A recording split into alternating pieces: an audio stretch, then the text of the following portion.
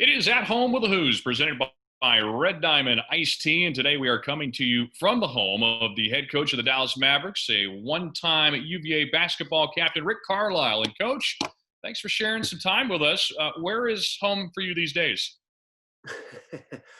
Well, I'm in Dallas. We're in uptown Dallas, which is a few blocks from the arena. We live in a high rise, and we like it here. And I've been here a lot for the last 2.5 months. But things seem to be moving in a pretty decent direction. In terms of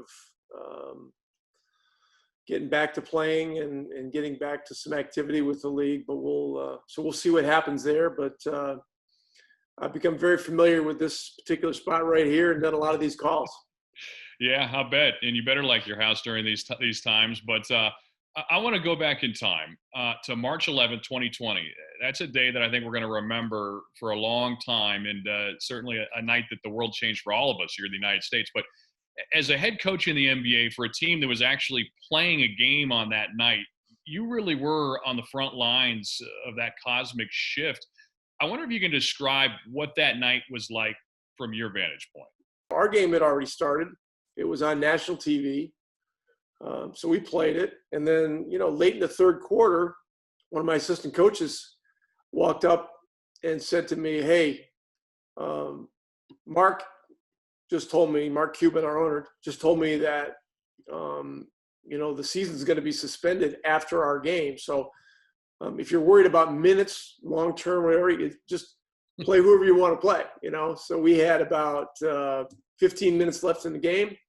Luka Doncic got one very short rest, and we rolled with these guys. And, we ended up winning a game we weren't expected to win. And the other thing that was happening that night was that Doris Burke was the lead analyst on the game.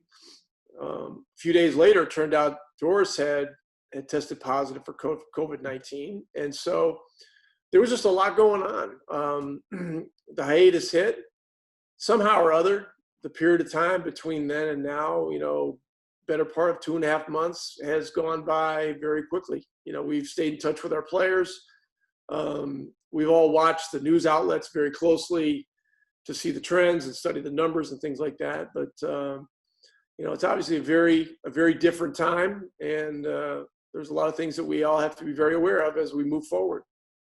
So I know you've obviously had a lot of things said to you over the course of your tenure as a coach and as a player during a game. But when somebody says something like that to you in the third quarter, what is it like to try to maintain focus? And what was that experience like while the outside world is going through something crazy and you're being asked to finish a game? Do you tell your players what was going on?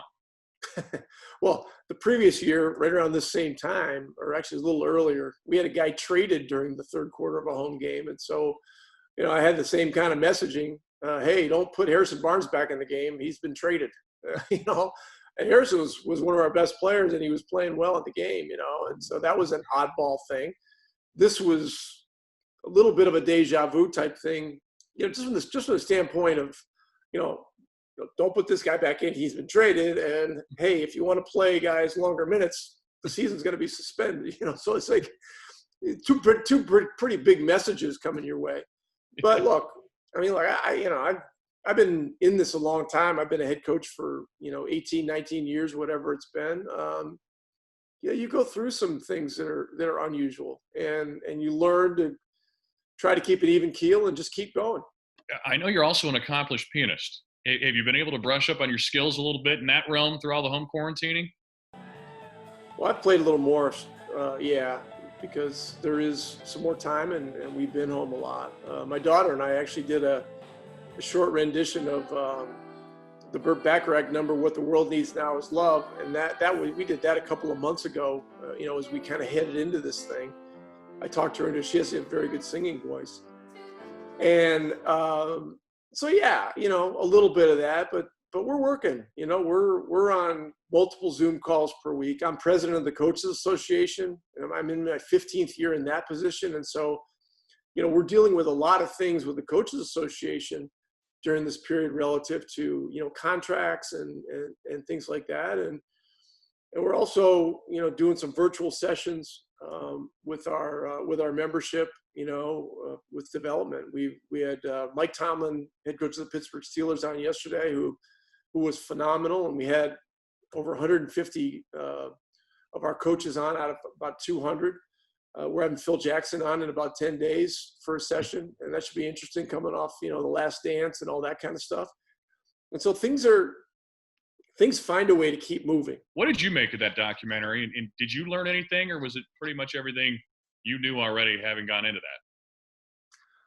Well, I knew about a lot of it, but I liked it very much because it focused so much on the obsession with winning championships. And today, with social media and a lot of the other peripheral hype that happens in our game, as a coach, you want to see more focus on, winning championships, coming together as a team, making those sacrifices. And you saw firsthand, all the things that Michael Jordan went through, the Bulls went through, everything from, how their practices were to things that happened with the team, and Dennis Rodman, going to Vegas and this, that, and the other. And look, Phil Jackson's the greatest coach of all time. If you're going to count up championships, I mean, the guy's got 11 as a head coach. He's got 2 as a player. So it's 13. I think the only guy that probably has more is Red Auerbach. Red had 16, both as a coach and an executive. So, Phil's the best of the best, and I just thought the whole thing was extremely powerful, and again, I thought the messaging was very good. At Home with the HOOS is presented by Red Diamond Iced Tea, the perfect summer drink, always fresh brewed with only water, tea leaves, and sugar, and no sugar, because tea should taste just like tea. Red Diamond, the official iced tea of UVA Athletics. Be sure to join us Thursday for part 2 of our conversation with Mavericks head coach Rick Carlisle.